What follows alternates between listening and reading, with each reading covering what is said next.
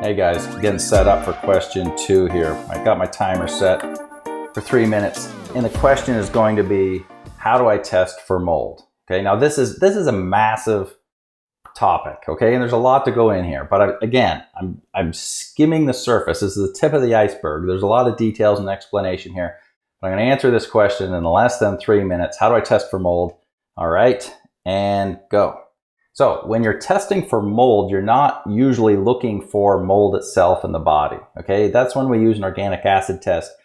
We're looking for mold colonization, and that's only measuring some species of Aspergillus and Fusarium and not really many others. It's also looking for yeast, but when we're talking about mold, we're usually thinking about, the bigger multicellular molds, fungus, rather than yeast. But the first test to do if you want to know if mold could be contributing to your health issues is the mycotoxin lab. As we talked about in video answer number 1, Q&A number 1, is that it's the mycotoxins that are affecting your body, that are toxic to the nervous system, to the immune system. They're extremely immunosuppressive, and like ochratoxin A attacks the kidneys and aflatoxins attack the liver.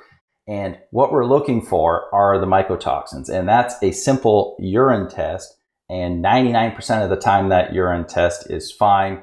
Unless someone's extremely unwell, then we have other options in case they're not eliminating and their liver's not happy and detoxing at all. So the number 1 test, the first thing to do is to do a urine mycotoxin lab, and I will put that link below because that looks in the urine for mycotoxins, and that will show us which mycotoxins are coming out at that time. Now, remember, you could have ones that aren't coming out at that time. Your concentration levels are going to flex. No test is 100%, but this is the best way that we can take a look. And there are directions and things you have to follow before doing that test to make sure you're doing it right. But it's a simple urine test. Just keeping an eye on my time. It's a simple urine test. It's a fasting urine test, okay? So you stop eating, drinking the night before at supper time. Say you stop at 7 p.m. You wait at least 12 hours. So you're looking past 7 a.m. to collect your first pee of the day.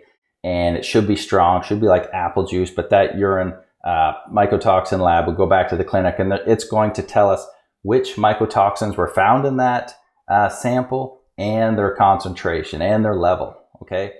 And then that gives us a way to measure your level of toxicity at this time, but it also gives us a bar to measure progress by, because when we're on a proper protocol and things are working, we now want to watch those start coming down. Now, there is a reason that they'll spike first, but again, that's another, don't have time for that in this video.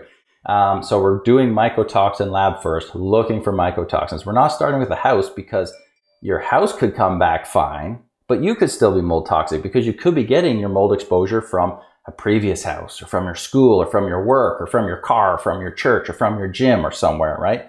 So we don't start with other places. We start with the body. Because just because your house is clean doesn't mean your body is. So we check the body first. All right, that's step number 1. Hope that helps. Do you have questions about mold in your home or body? Book a consultation with Matt, aka the Mold Man, to guide your home and body to the next level of healing.